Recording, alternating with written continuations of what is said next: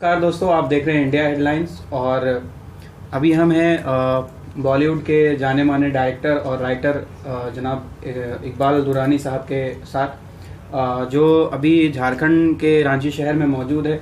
और यहाँ पे एक मूवी बनने वाली है, ए गांधी बिफोर गांधी।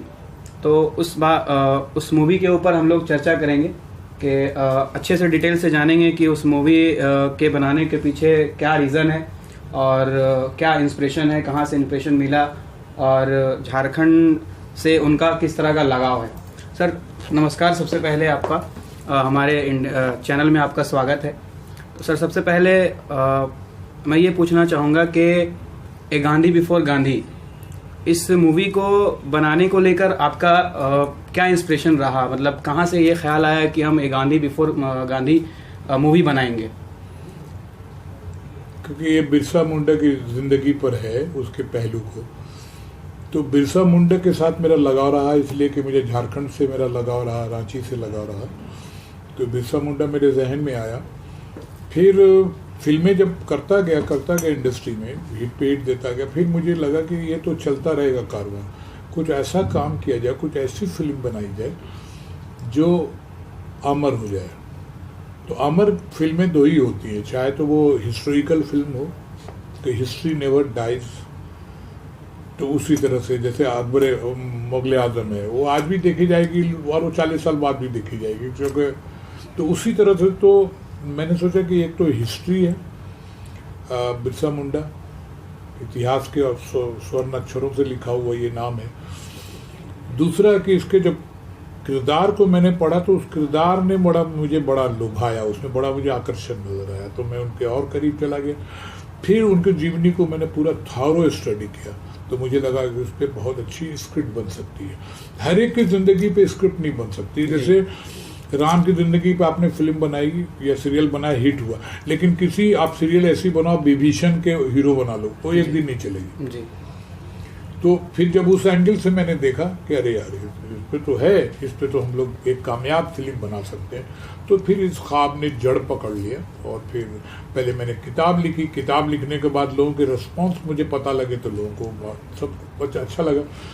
तो अब ये मैंने फिल्म शुरू की और इंशाल्लाह इस किताब का भी नेक्स्ट एडिशन भी फिल्म के रिलीज होने के पहले भी हम लोग उसको पब्लिसिटी में यूज़ करेंगे कि यही किताब है जिसमें फिल्म बनी है, तो वो दोनों एक दूसरे को पब्लिसाइज करेंगे। सर आपने बॉलीवुड को फूल और कांटे, सौगंध और बहुत सारी बड़ी बड़ी मूवीज दी हैं, तो ए गांधी बिफोर गांधी में आपको एक बात आपको बताऊं जी, फूल और कांटे बड़ी फिल्म बन गई, बड़ी फिल्म थी नहीं जी। फूल और कांटे के आज हमारे लोग कहते हैं कि यार इसमें कोई नाम वाला लीजिए जी। फूल और कांटे में कौन नाम वाला था? अजय देवगन? नहीं, उसको कोई जानता ही नहीं। हाँ, उस टाइम में उसकी नहीं, लड़की कौन, कोई जानता नहीं जी। सिर्फ एक अमरीश पुरी जी और एक बाल दुल्हन जो सुपर स्टार ऑलरेडी में हो चुका था मेरी स्क्रिप्ट से। तो मैं और नदीम शरवन का एक फिल्म रिलीज हुई थी आशिकी जी। तो मेरी स्क्रिप्ट उसका वो करके फिल्म चल गई। तो मेरी एक और भी अच्छी बात है जिंदगी में ऊपर वाले के क्रम की, जितनी मेरी छोटी फिल्में हैं सब सुपर हिट है जी। जैसे काल चक्र कोई नहीं, वो सुपर हिट। सौगंध नया लड़का प्लेट साफ करता था हांगकांग में, बैंकॉक में, और वो आगे इंडिया, उसको हीरो ले लिया वो अक्षय कुमार जी। उसको भी कोई नहीं जानता, उसकी हीरोइन शांति प्रिया, वो कहाँ गई, ये भी नहीं। तो ये सब वही छोटी फिल्में थी जो इतनी हिट हो गई कि बड़ी बन गई। कल को ये भी बहुत बड़ी बन जाए तो ये बहुत बड़ी फिल्म है जी। तो सर मतलब कितना वक्त लगा सर इसके स्टोरी पे काम करने का, या इसके मतलब आप कहीं ना कहीं ऑब्जर्व किए, आप झारखंड से बिलोंग करते हैं और जब भी आता था झारखंड तो कभी उसके गांव चला गया, कभी ये चला गया। तो मेरे दिमाग में था कि उस पर काम करना है। तो अंदर में झारखंड, यार आज छुट्टी है तो चलो तो बिरसा मुंडा के गाँव चलते हैं जी। तो ऐसा चला गया, वो चला गया। किताबें जितनी मिली वो सब मैंने पढ़ी। तो वो एक क्रिएशन मेरा चलता रहा, क्योंकि जब तक आप हिस्ट्री बना रहे हो, इसमें कोई गलत हो गया तो आज उसके चाहने वाले लाखों हैं, तो बोलेगा कि बिरसा मुंडा को आपने गलत पेंट कर दिया सर, ये तो था नहीं, तो मैं कटघरे में खड़ा हो जाऊंगा जी। नहीं, वो मैं नहीं खड़ा होना चाहता। इसलिए मैंने इस पे वर्कआउट। और सबसे बड़ी बात है कि वर्कआउट सब पीछे रह जाता है, मोहब्बत आगे आ जाती है। मेरी मोहब्बत हो गई थी उससे, बिरसा मुंडा से। और आपको बताऊं कि बिरसा मुंडा जो था वो खड़ाउन पहनता था जी। जंगल में आदमी रहे खड़ाउन पहन के चले, लेकिन नहीं, वो धरती आबा लोग उसको कहते थे और खड़ाउन पहनता। तो बिरसा मुंडा का जब स्क्रिप्ट मैंने शुरू किया तो मैंने भी खड़ाउन खरीदा जी।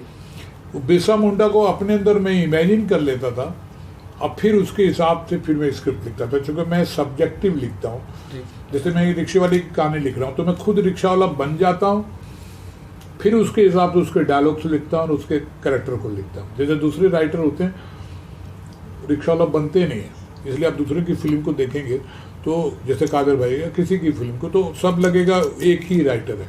मेरी फिल्मों पे आप गौर करोगे तो लगेगा हर एक्टर अलग अलग डायलॉग बोल रहा है, एक बाल दुरानी कहीं नहीं है। मैं अपने आप को उनके स्टाइल में ढल जाता हूँ। तो उसी तरह से बिरसा में इतना ढल गया कि आधा बिरसा तो मैं खुद ही हो गया था लिखते वक्त जी। तो सर कितना वक्त लग गया सर इसको स्टोरी को लिखने में? स्टोरी लिखने में करीब 9 महीने के आसपास लगे थे।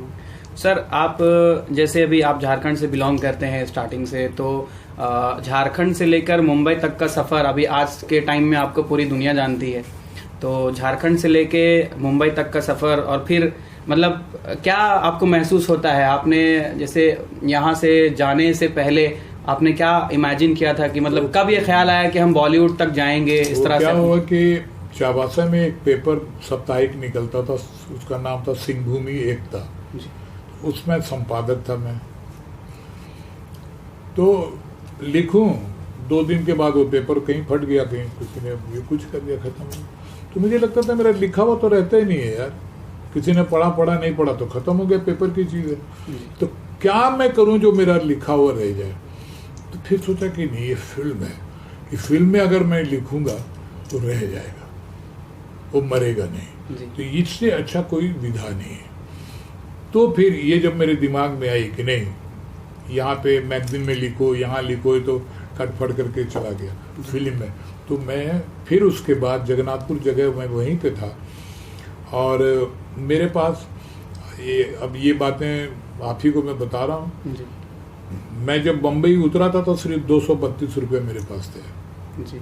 इसलिए बम्बई में मैंने जो संघर्ष किया उसकी लोग एग्जाम्पल देते हैं कि मेरे फादर रिटायर कर चुके थे, टीचर थे, रिटायर कर चुके थे, पैसे थे नहीं, 5 भाई 3 बहन। तो मैं कहा मैं जाता हूँ बम्बई, क्या होगा देखेंगे। तो 232 रुपये लेके मैं बम्बई चला गया और वहाँ सब कुछ फुटपाथ पे रहा, गैरेज में सोया, नीचे कहाँ किया। वो लंबी कहानी है, मेरी कहानियाँ वो लगे। तो सर कहीं ना कहीं अभी देखा जा रहा है जैसे कि ये बॉलीवुड में ये चीज़ कॉमन पाया जा रहा है कि झारखंड के, बिहार के और इस मतलब जो एक्टर्स हैं, जो न्यू कमर्स लोग हैं, जो वहाँ जाके सेटल्ड होना चाहते हैं, अपना करियर बनाना चाहते हैं, अपने ड्रीम को पूरा करना चाहते हैं, बट उनको वहाँ पे वैसा मौका नहीं दिया जाता है। उनको मौका आप डिजर्व करते हैं, पहले तो डिजर्व देन डिजायर। आप डिजर्व ही नहीं किए नहीं सर, तो हमेशा दूसरे को भी मौका नहीं, क्यों कोई आदमी क्यों मौका दे आपको? आप ये भी कभी सोचो अपने एंगल से, कोई क्यों दे मौका आपको? आप ऑडिशन में इतनी अच्छी एक्टिंग करके दिखाओ कि लगे यार कमाल का लड़का है यार ये, तो फिर वो कैसे नहीं मौका देगा आपको? उसको फिल्म बनाने उसको तो अच्छी चीज चाहिए, लेकिन आप गए हमको मौका दिए, अरे कैसे मौका? आपको तो एक्टिंग ही नहीं आती है, एक्टिंग का ABCD नहीं सीखा। यहाँ पे कोई ना क्लास है ना एल्बम वगैरह ज़्यादा उधर कर लिए और चले गए आप वहाँ, और वहाँ पे हायर लेवल पे चले गए। आपने 4था पास नहीं किया और कॉलेज में गए, चले गए एडमिशन लेने, और बोले कॉलेज वाला प्रिंसिपल मेरा एडमिशन नहीं ले रहा है सर, तो गलत है ना। सर जैसे अभी इस मूवी में आप झारखंड के लोकल एक्टर्स को उठा रहे हैं और बाहर से भी आपके एक्टर्स होंगे, बॉलीवुड से भी होंगे, तो मतलब अगर देखा जाए तो इस मूवी में काम करने के बाद यहाँ के लोकल एक्टर्स को मौका दिया जाएगा। हाँ, और अपना, आपका नाम क्या है? जी मेरा नाम वसीम है। हाँ, हो सकता है तुम भी शाहरुख खान बन जाओ एक्टिंग कर, क्योंकि एक टैलेंट छुपा हुआ है हर आदमी के अंदर, और यहाँ गलत सलत चीज़ें मिल रही हैं। सीरियस काम नहीं हो रहा है, ना कोई यहाँ इप्टा चल रहा है जो एक्टिंग सीखे आदमी, ना ड्रामा अच्छा करे, ना फिल्म छोटी मोटी कोई संबलपुरी कोई ये करो, तो आपका क्या हो रहा है कि आपका एबॉर्शन हो रहा है, आपके जो एनर्जी है ना बर्बाद हो रही है। तो आप जा कहाँ रहे हो, उसके लिए कुछ तैयारी कर रहे हो, ऐसा कुछ कर रहे हो कुछ।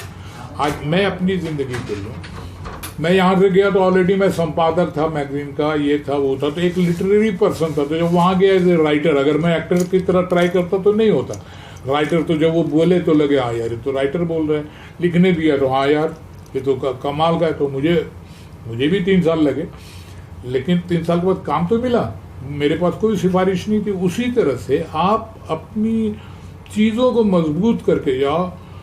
बर्फ की मुट्ठी कभी आग को दबा के नहीं रख सकती है। ज़माना जो है बर्फ की मुट्ठी की तरह, आप आग की तरह जलना सीखो, फाड़ के निकल जाओगे, ये हिम्मत है। और वैसे हम लोग की आदत है वहाँ जाना है तो यार एक डैडी आप चलो ना साथ में, यार वहाँ पे कोई तरह जान पहचान का है क्या, हम लोग सिफारिश ढूंढते हैं, डैडी ढूंढते हैं। ये तो शुरू में आपके अंदर विल पावर की कमजोरी है ना जी, इसलिए आप हारते हैं। तो सर ये कब तक का मतलब इसका एक टारगेट है सर कि गांधी बिफोर गांधी का जो ये आपका सब प्रोजेक्ट है, ये कब तक मतलब कंप्लीट करना है, कितने दिनों की शूटिंग होगी? हमें अभी मुहूर्त का डेट लेना है जी सीएम साहब से जी। उसके बाद हमारा ख्वाब भी है, प्लानिंग भी है। मेरा ख्वाब है और ये मुर्शिद की प्लानिंग है कि हम लोग बिरसा जी के जन्मदिन के शुभ अवसर पे इस फिल्म को हम शुरुआत करें और हम लोग जून जुलाई में इसको रिलीज करें। बहुत मैक्सिमम हो तो 15 अगस्त तक फिल्म रिलीज हो जाए। सर बहुत बहुत मुबारक आपको, और इस मूवी को बनाने के लिए आपको मुबारकबाद देने से अच्छा है हम लोग मूवी के लिए दुआएं करो। आपको बहुत बहुत शुभकामनाएं इस मूवी के लिए, और मैं दुआ करूंगा कि मूवी सक्सेस हो और झारखंड का नाम पूरे वर्ल्ड में लहराए।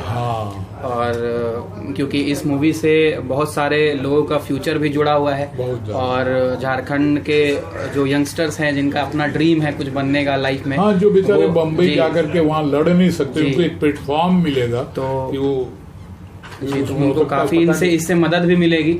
और बहुत सारे लोग जो निराश हो जाते हैं कि मुझे ऐसा मौका नहीं मिल रहा है, वहाँ आप मौका दे रहे हैं, इसके लिए आपका झारखंड के पूरे अवाम की तरफ से आपको बहुत बहुत शुक्रिया। और हमारे चैनल से बातचीत करने के लिए आपको बहुत बहुत धन्यवाद।